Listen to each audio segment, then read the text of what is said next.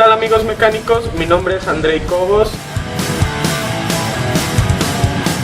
y mi compañero Omar López. Somos del Departamento de Soporte Técnico de Grupo Dynamex y el día de hoy revisaremos el diagnóstico del sensor de posición del acelerador, también conocido como TPS.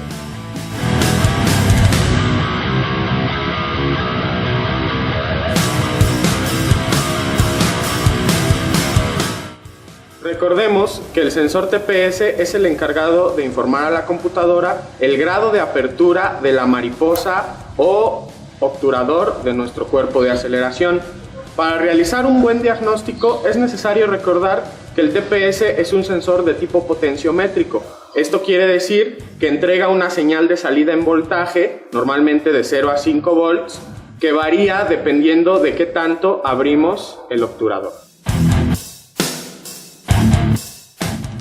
La mayoría de los TPS son de tipo resistivo. Esto quiere decir que internamente están construidos con pistas de grafito a través de las cuales se desliza un cursor de metal.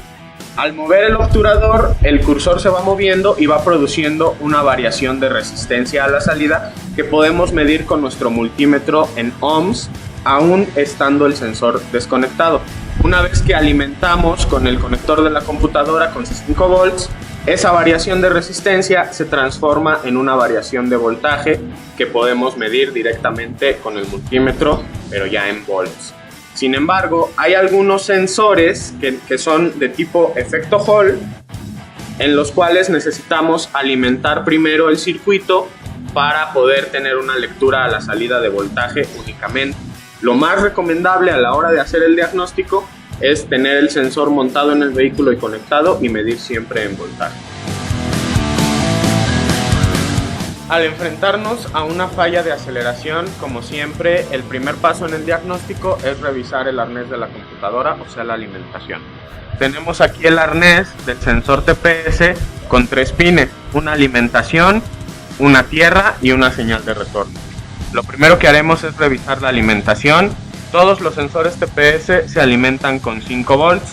Aquí es muy importante, podemos tener cierto porcentaje de error, más o menos del 4 o 5%, para fines prácticos que no baje de 4.8 volts y que no suba de 5.2, porque podemos tener una alteración en la señal de salida. No cometamos el error de revisar una alimentación con tierra a chasis.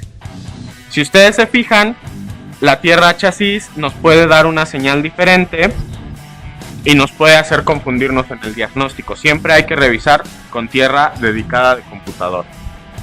Si tenemos una variación en el voltaje, ahora sí podemos revisar independientemente la línea de alimentación con negativo de batería que nos dé los 5 volts y la tierra de computadora a positivo de batería,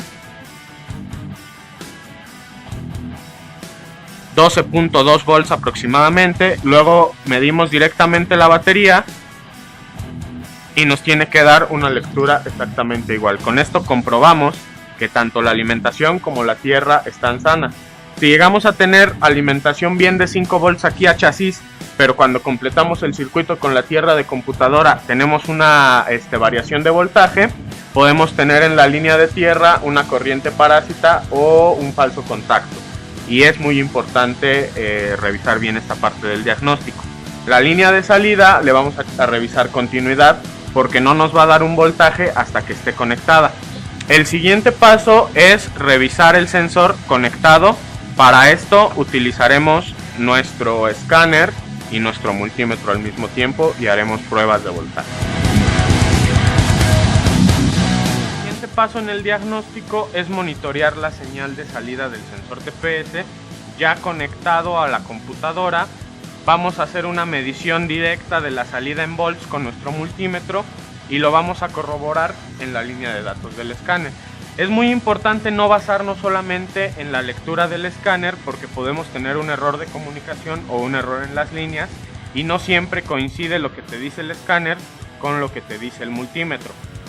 Fíjense cómo, a pesar de que el acelerador está totalmente soltado, tenemos ya un voltaje inicial. Este voltaje inicial le marca a la computadora que estamos en marcha mínima o en ralenti. Varía de vehículo a vehículo. En el caso del Chevy son 0.6 volts, también del Aveo. Algunos Ford puede ser de 0.8 a 1 volt, también en Volkswagen. Algunos Chevrolet de 0.5, también algunos Chrysler. Es vital que cuando nosotros midamos el voltaje inicial coincida con lo que nos dice nuestro manual de reparación. Si tenemos un voltaje inicial más alto del establecido, vamos a tener un problema de altas revoluciones en marcha mínima y la computadora lo va a interpretar como que estamos acelerando, aunque sea un poquito, y no va a controlar la válvula jack. Este es un error común en el diagnóstico de la válvula jack.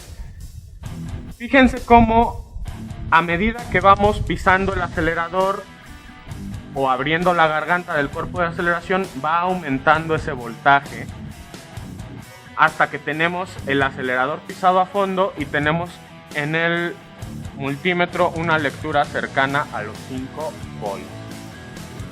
Y en nuestro escáner a veces lo expresa en porcentajes. Puede ser un porcentaje relativo, en lo cual vamos a tener 0% con el acelerador soltado, o puede ser un porcentaje absoluto que ya contempla precisamente este voltaje de marcha mínima, y a lo mejor aquí vamos a tener 8, 9, 10%, depende del vehículo. Pero fíjense cómo conforme vamos acelerando va aumentando el porcentaje del TPS.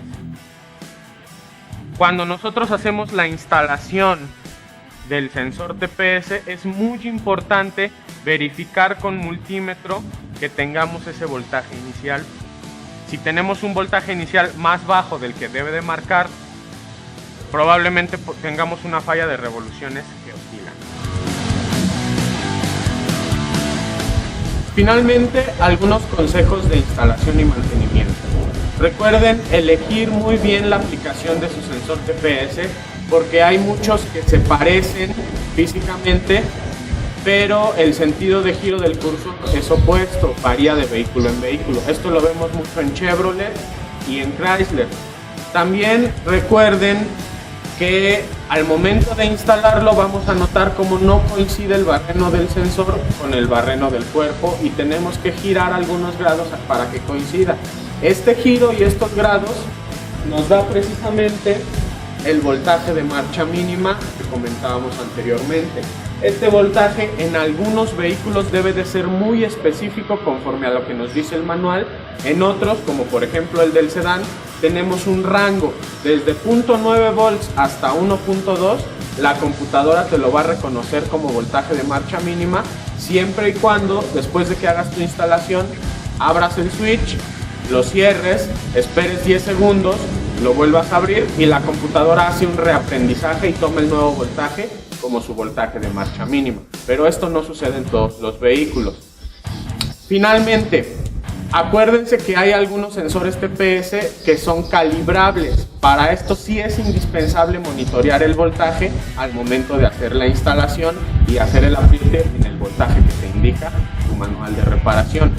La parte del mantenimiento es muy importante no lavar los cuerpos de aceleración con limpiador de carburadores, porque tiene elementos químicos de ataque que nos pueden dañar los circuitos internos, tanto si es un sensor de tipo resistivo como si es de tipo efecto Hall.